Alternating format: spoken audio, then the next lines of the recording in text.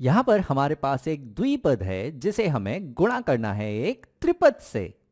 तो यहाँ पर हम बंटन धर्म का उपयोग करके इन दोनों पदों को इस त्रिपद पे बांट सकते हैं। तो यहाँ पर पहले हम इस 10a को गुणा कर लेंगे इस त्रिपद से, और फिर हम इस ऋण 3 को गुणा कर लेंगे इस त्रिपद से। तो चलो देखते हैं हमें क्या मिलता है। तो हमें ये बराबर मिलेगा, पहले हमें यहां पर 10a को गुणा करना है इस त्रिपद से, तो ये होगा 5 गुणा a का वर्ग धन 7a ऋण 1।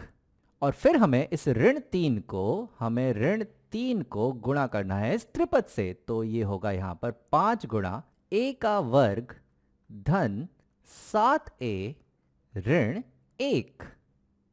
तो चलो देखते हैं हमें क्या मिलता है। तो ये यहां बराबर हमें मिलेगा। अब यहां पे फिर से ये 10a बट जाएगा इस त्रिपद पे।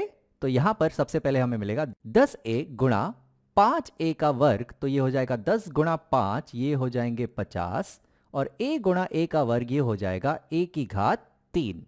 फिर 10a गुणा होगा 7a से, तो 10a गुणा 7a, यहां पर 10 गुणा 7 ये हो जाएंगे धन 70, और a गुणा a हो जाएगा a का वर्ग।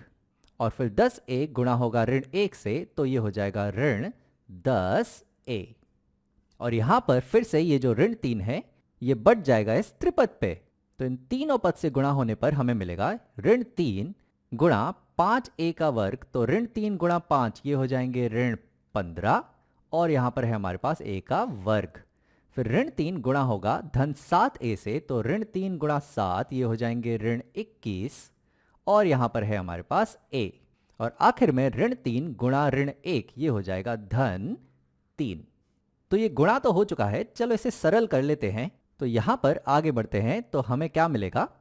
तो सरल करने के लिए मैं यहां पर समान घात वाले पदों को जोड़ लेता हूं। तो यहां पर a की घात 3 वाला एक ही पद है जो है यहां पर ये, तो इसे मैं लिख देता हूं कि ये है 50 a की घात 3।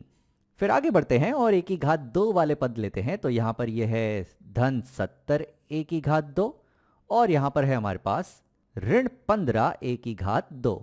तो 70a का वर्ग ऋण 15a का वर्ग ये हो जाएंगे 55a का वर्ग। तो यहां पर हमें मिल रहा है धन 55a का वर्ग, यानी कि a की घात 2।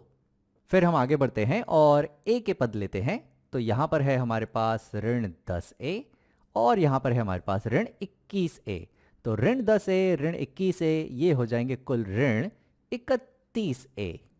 और आखिर में हमारे पास ये अचर बच रहा है धन 3, तो इसे भी मैं यहां लिख देता हूं। तो यह है धन 3। तो हमने इस द्विपद को इस त्रिपद से गुणा करके इसे सरल करके लिख दिया।